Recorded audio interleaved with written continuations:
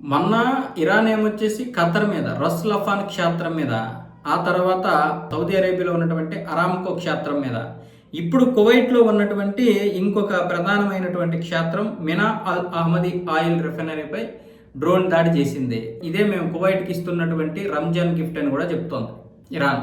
ఇప్పుడు ఈ క్షేత్రాలు తగలబడిపోతుండడం అనేది అది కేవలం ముస్లిం దేశాలు మాత్రమే కాదు, అన్ని దేశాలకి, ఏ ఏ దేశానికైతే ఇక్కడ నుంచి చమురు వెళ్తుందో ఆ దేశాలన్నింటి మీద కూడా ఈ ప్రభావం పడుతుంది. ఇప్పటికే ఖతర్ మీద జరిగినటువంటి దాడి ఏదైతే ఉందో, రస్ లఫాన్ క్షేత్రం మీద జరిగిన దాడితో $119 బ్యారెల్ ధర వెళ్ళిపోయింది. ఇప్పుడు మళ్ళీ జరిగినటువంటి దాడితో అది $125 కూడా వెళ్ళిపోయినా ఆశ్చర్యపోనక్కర్లేదు అంటున్నారు. ఒక్కొక్క దాడికి $5 నుంచి $10 పెరిగిపోతుంది. ఇంకొక విషయం ఏంటంటే, హార్మోజ్ జలసంధి నుంచి ఇప్పటి వరకు నౌకలు కదలలేదని ధరలు పెరిగిపోయాయి. ఇప్పుడు హార్మోజ్ జలసంధిని ఫ్రీగా చేసినా అక్కడ చమురు లేకపోతే ఏం చేస్తారు? అక్కడ నిల్వలు ఏవైతే ఉన్నాయో ఆ నిల్వల్ని తగలబెట్టేస్తుంటే ఇక పడవలిల్లు మాత్రం ఏమి నింపుకొని వస్తాయి?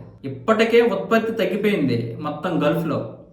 ఎందుకంటే బయటికి తీస్తుంటే తగలబెట్టేస్తున్నారు కాబట్టి, పైగా యుద్ధ నేపథ్యంలో అంతగా తీయలేరు, ఫ్రీగా ఉండదు కాబట్టి.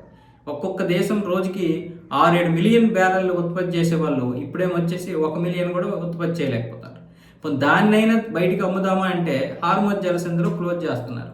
పోనీ అదే సరే, దాన్ని ఏదో ఫ్రీగా చేద్దామంటే ఇప్పుడు ఆ నిలవల్ని కాల్చిపడేస్తున్నారు ఒకరికొకరు.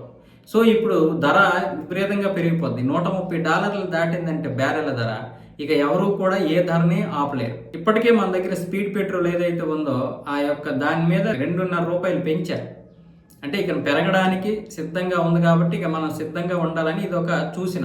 ఇక ఎవరేం చేయలేరు, మనం తయారు చేస్తున్నామా చమురు?